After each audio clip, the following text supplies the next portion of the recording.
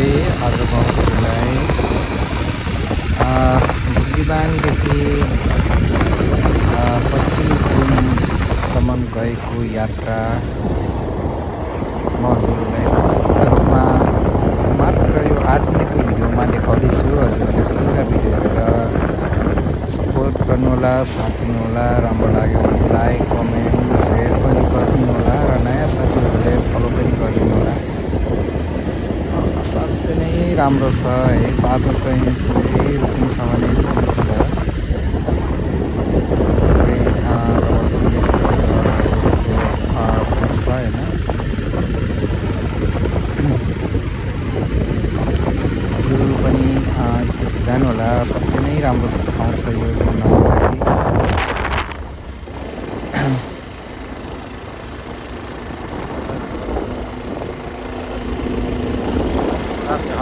जे होस् वरिपरि सुन्दर हरियाली र खेतहरू भए असाध्यै राम्रो ठाउँ।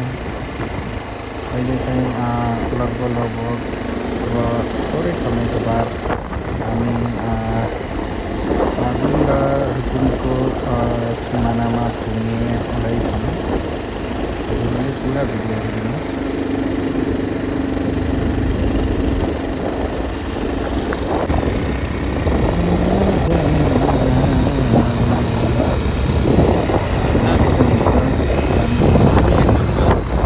सबै खरसाङको जङ्गल छ यतातिर।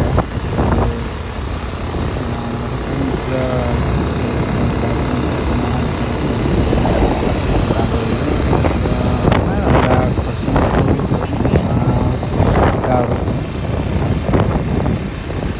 असाध्यै नै राम्रो छ, यहाँ बस्नुहुन्छ हावाले भन्ने जो पाइन्छ नि, हावाले किसिम यता रोडको छेउछाउमा छन्।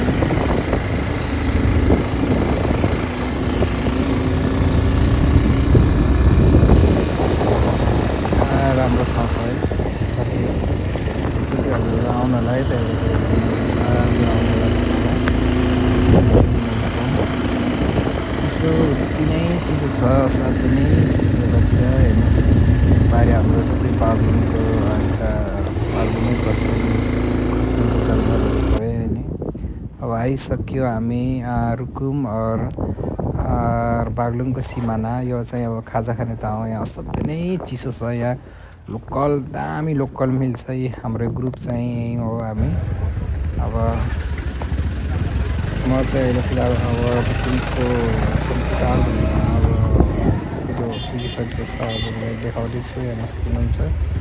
यो सेम्पुटाल भन्ने असाध्यै नै राम्रो छ, हाम्रो पोखराको ताल जस्तै छ, हेर्दा धेरै सुन्दर। हजुरहरू आउनुहोला, एकचोटि जानुहोला यो ठाउँमा है, धेरै नै राम्रो छ यतातिर। अब ढुङ्गा पनि चढेर मनोरञ्जन लिनुहोला।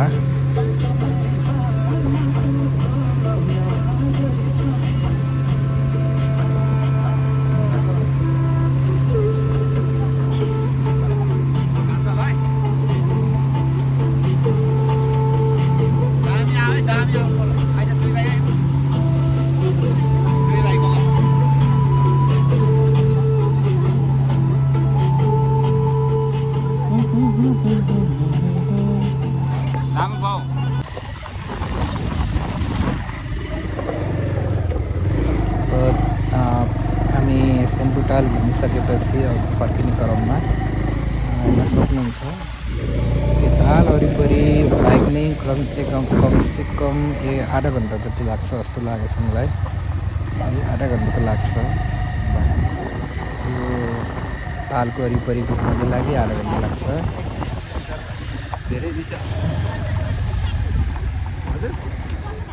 अब म चाहिँ यो मोटरसाइकलमा यो खोला तर्नेको क्रममा म चाहिँ त्यही डुब्छ होइन। अनि हाम्रो ओम भाइ आएर निकाल्नुहुन्छ मलाई यहाँदेखि, हेर्न सक्नुहुन्छ। हेर्नुहोस् मैले कोसिस गरेको तर अलिकति सकिनँ मैले।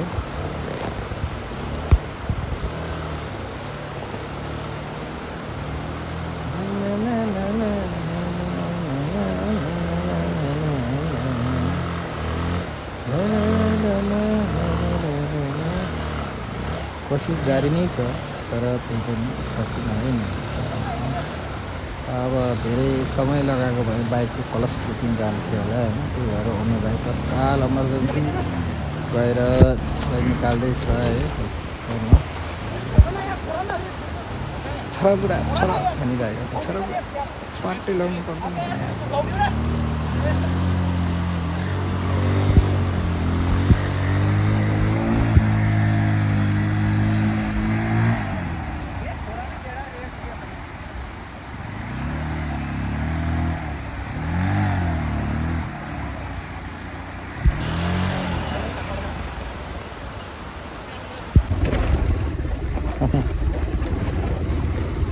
अब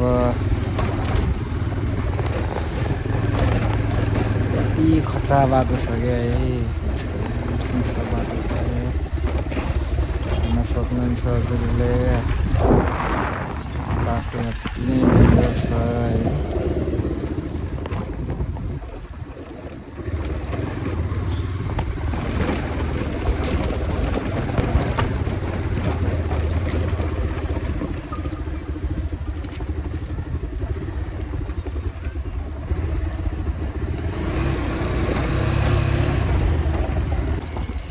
आहा, कति सुन्दर छ हेर्नुहोस्।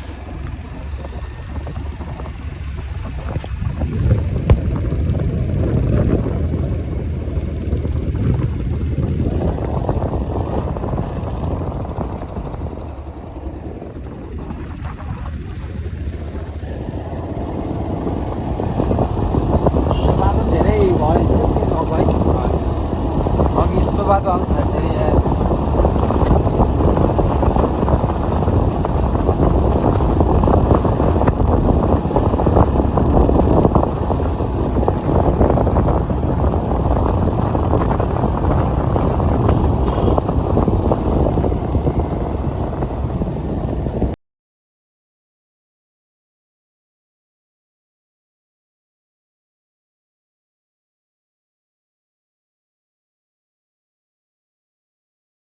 केही तालमा खिचेका फोटोहरू पनि देखाउँदैछु हजुरहरूले हेर्नुहोस्।